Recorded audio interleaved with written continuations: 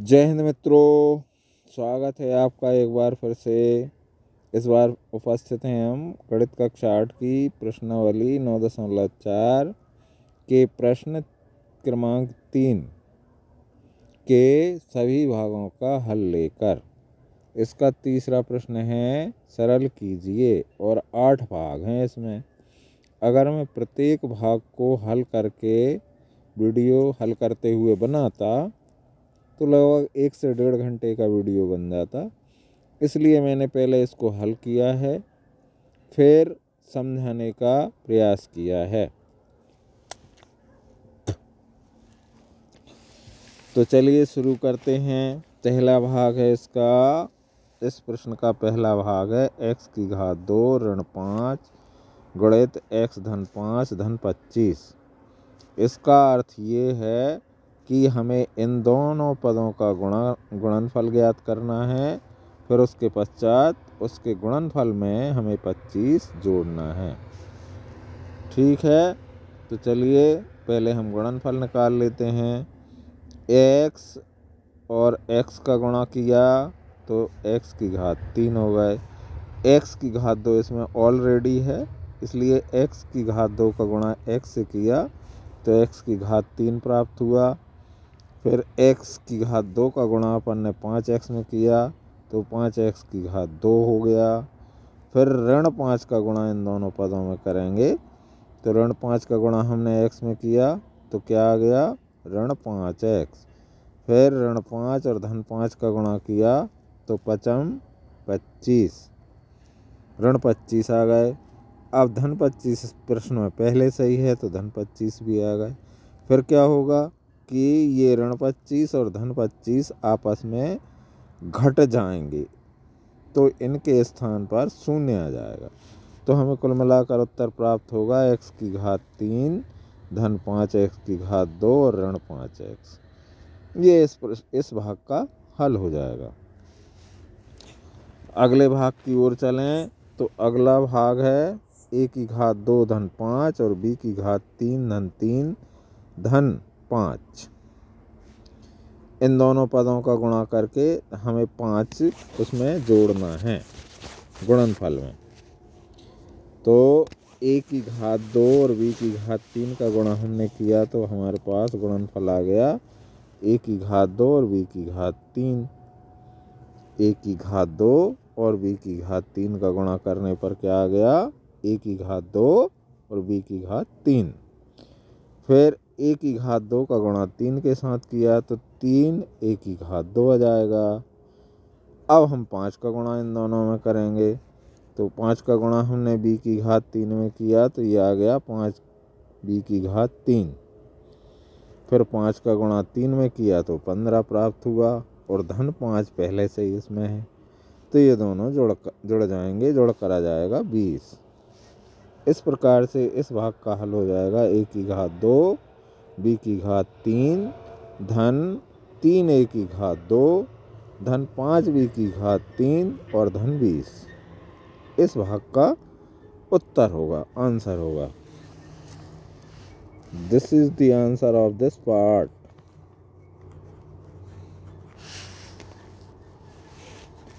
Next part is t plus S square और T square minus S. तो t का गुणा टी स्क्वायर में हुआ तो टी क्यूब हो गया। फिर t का गुणा s के साथ हुआ तो एस टी आ जाएगा। फिर एस स्क्वायर टी स्क्वायर का गुणा एस स्क्वायर टी स्क्वायर आ जाएगा। फिर एस स्क्वायर का गुणा एस में होगा तो माइनस एस क्यूब हो जाएगा। माइनस क्यों हो जाएगा, क्योंकि ये एस माइनस है और ये एस स्क्वायर प्लस में है। तो X square into X is equal to minus 3s cube. This is the answer of this part. Next part, fourth part is a plus B into C minus D plus a minus B into C plus D plus 2ac plus 2bd।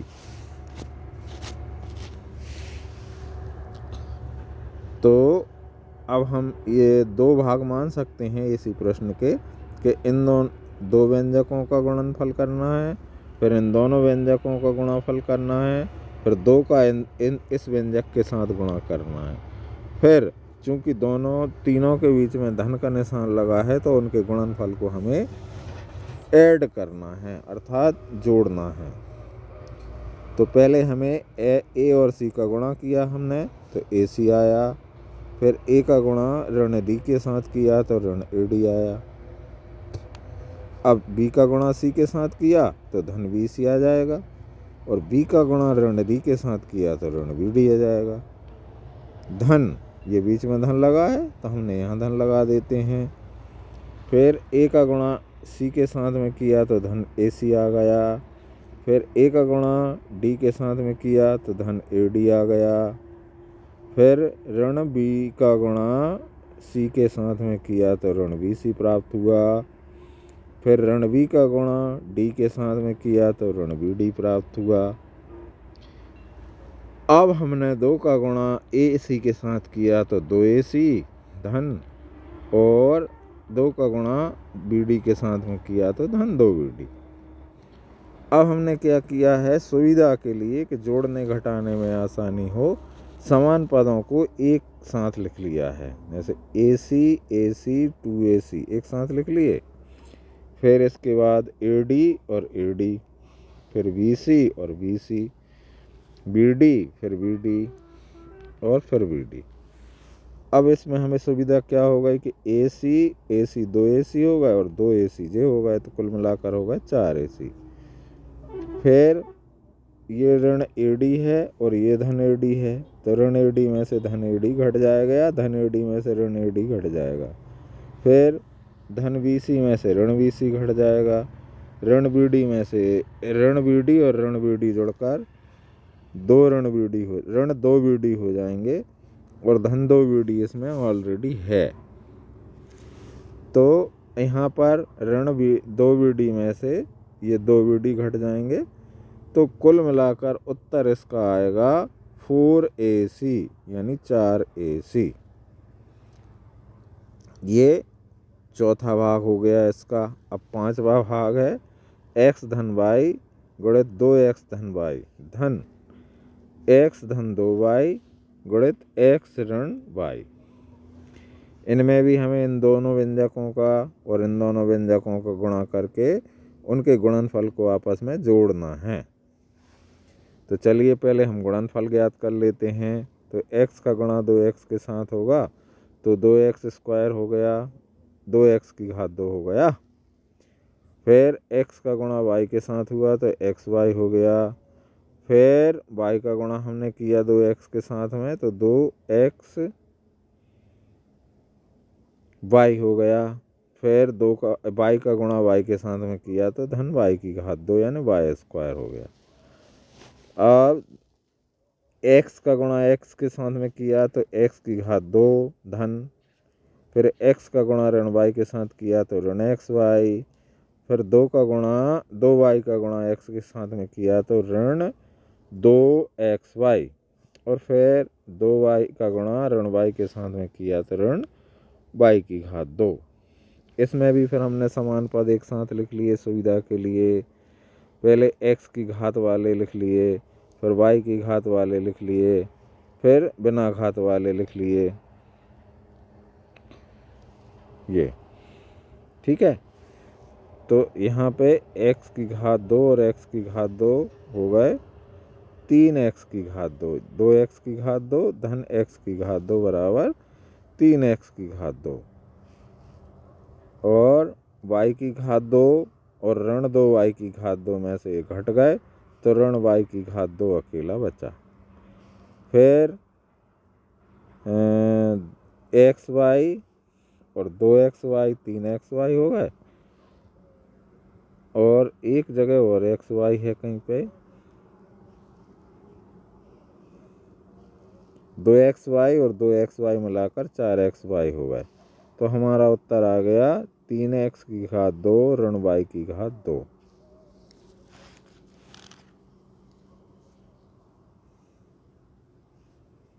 एक बार तो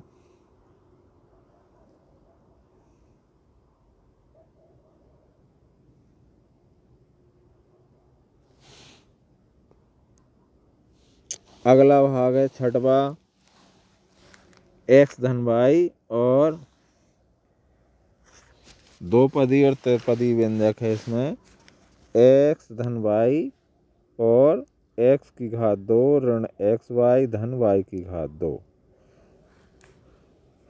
तो यहाँ भी x का गुणा x की घात 2 के साथ हुआ तो x की घात 3, x का गुणा xy के साथ हुआ तो x और x की घात 2 हो जाएगी और y आ जाएगा। फिर x का गुणा y की घात 2 के साथ होगा तो धन xy की घात 2 आ जाएगा। अब y का गुणा इन तीनों पदों में करेंगे हम तो x की घात 2 के साथ y का गुणा होगा तो वही आ जाएगा xy की घात 2 x की घात 2 y। फिर y का गुणा xy के साथ में किया तो यह जाएगा xy की घात 2। फिर y का गुणा y के साथ में किया तो ये हो जाएगा y का गुणा y की घात 2 के साथ में किया तो y की घात 3 आ जाएगा ये। ठीक है। अब इसके भी हमने समान पद लिख लिए और फिर समान पद अगर धन ऋण के हैं तो उनको घटा दिया और ऋण ऋण के हैं तो जोड़ दिया, धन धन के हैं तो भी जोड़ दिया। तो यहाँ पे घटाना हुआ है समझाने के लिए xy की घात 2 धन और xy की घात 2 ऋण, तो इसमें से ये घट गया।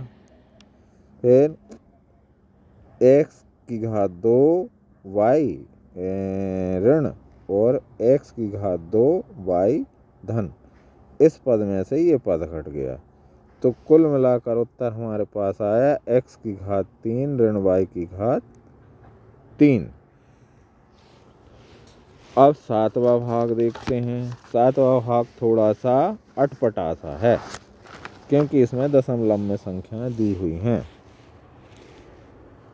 इसको मैं पढ़ूंगा 1.5, 1.5 को 1.5 पढ़ूंगा है तो 1.5x ऋण 4y, फिर 1.5x धन 4y और धन 3 ऋण 4.5x और ऋण 12y धन 12y सॉरी। तो 1.5 और 1.5 का गुणा, 1.5 और 1.5 का गुणा 2.25 हो गया, माने 1.5 और 1.5 का गुणनफल आएगा 2.5 और x का गुणा आ गया x की घात 2।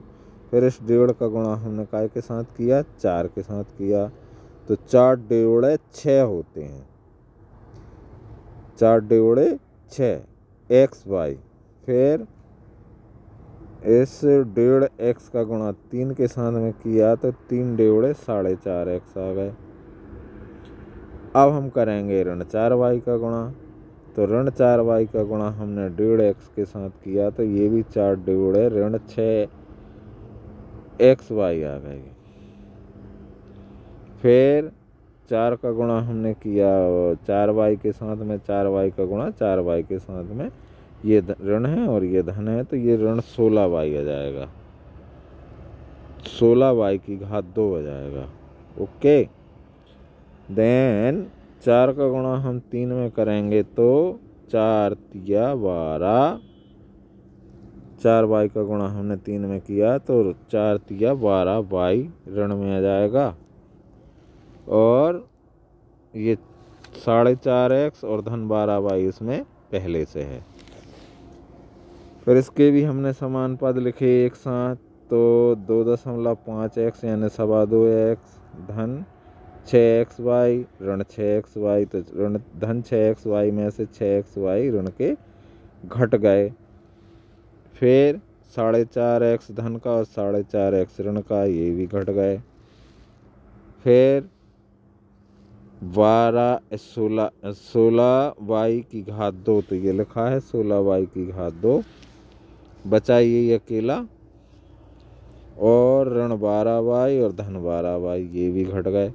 तो कुल जमा हमारे पास उत्तर हुआ 2.25x ऋण 16y की घात 2 यानी 2.5x की घात 2 ऋण 16y की घात 2। ये इस भाग का उत्तर हो गया। अंतिम पद है इसका, ये दो उत्तरपदी व्यंजक हैं, A plus B plus C, A plus B minus C. तो A into A is equal to A square, A into B will be A B, A into C minus A C. Next B into A is A plus A into B, B into B become B square, और b into minus C become minus B C. Then c, we have to multiply c with 3 terms। तो a का गुणा c के साथ ac, c का गुणा b के साथ bc, और c का गुणा c के साथ माइनस सी स्क्वायर। जी, इसको भी हमने समान पद साथ में लिखे हैं। पहले लिख लिया A square B square, A square plus B square minus C square, फिर plus A B plus B C minus B C plus A C minus A C. तो यहाँ पर बी सी में से बी सी घट गया, ए सी में से ए सी घट गया, और A into B plus A into B will be 2ab। Then answer is A square plus B square minus C square plus 2ab। That is the final answer of this term, this part. This is the end of this question. मिलते हैं अगले video में अगली प्रश्नावली के प्रश्नों के हल को लेकर। Till then, Jai Hind, god bless you, bye bye.